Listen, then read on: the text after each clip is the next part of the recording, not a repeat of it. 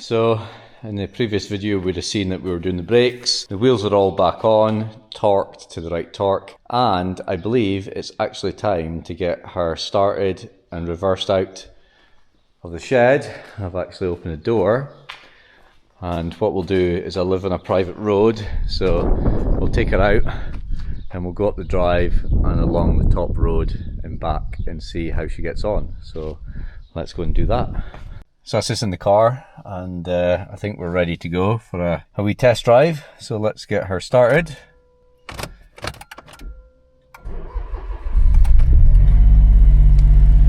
Let's put it into reverse.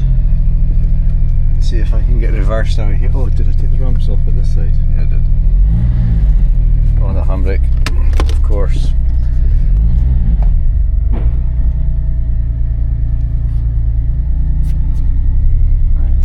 Clear of everything.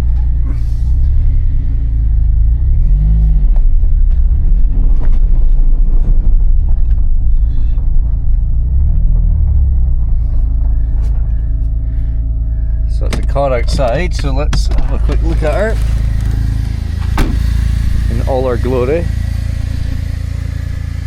So she actually seems to be running quite smooth so far. Obviously very, very dusty, and the next step will be to get her washed. Once we do this quick drive along the road, never plate light out. Everything seems to be in order, so let's go up the drive.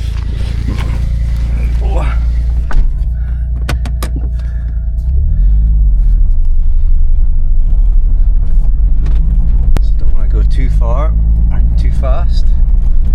I don't actually know how much you guys can actually see because the window's minging. Some window washers in it. It does. Let's go right.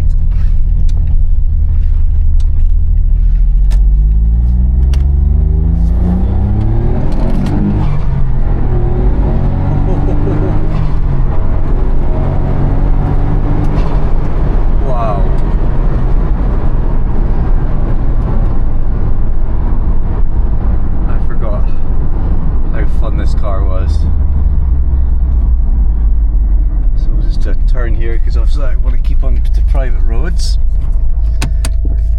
I also smell a bit of burning as well, to be honest.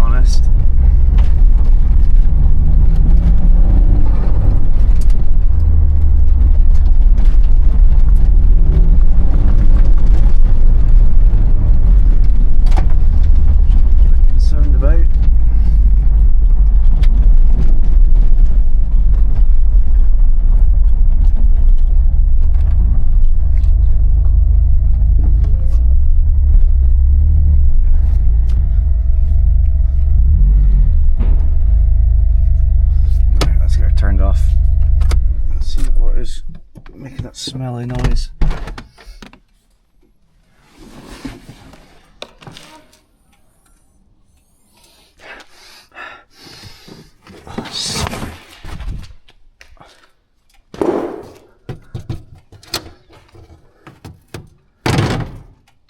Oh, what's that smoke?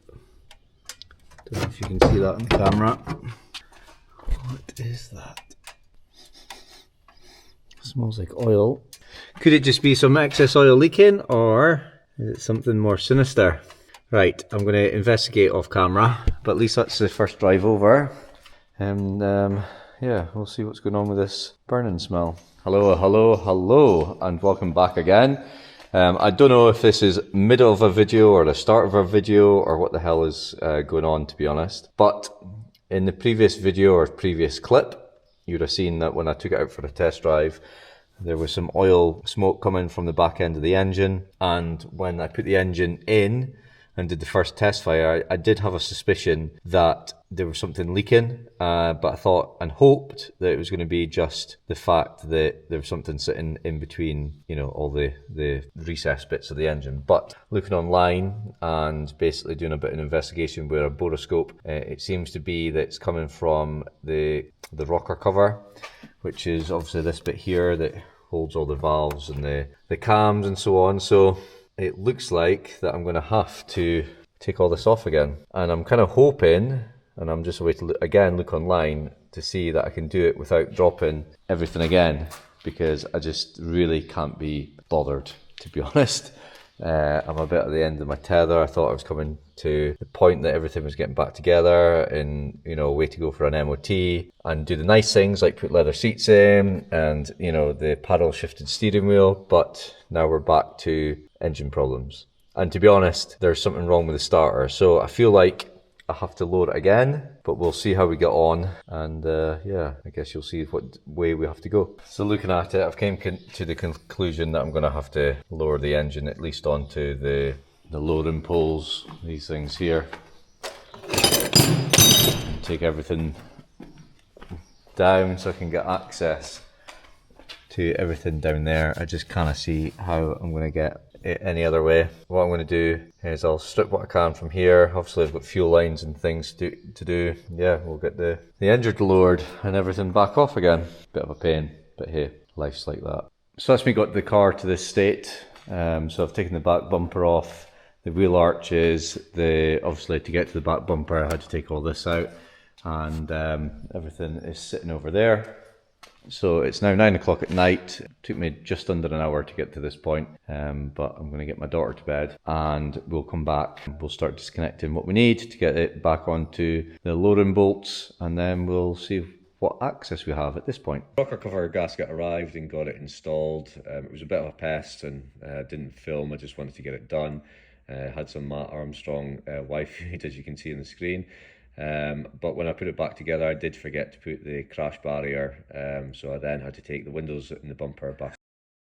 So in the last video you would have seen that I dropped the engine and I was attempting to do the rocker cover seal, which is now done. I didn't actually do a lot of filming, it was just literally getting peed off. So anyway, that's it all back together, everything's back on, just need some number plate bulbs.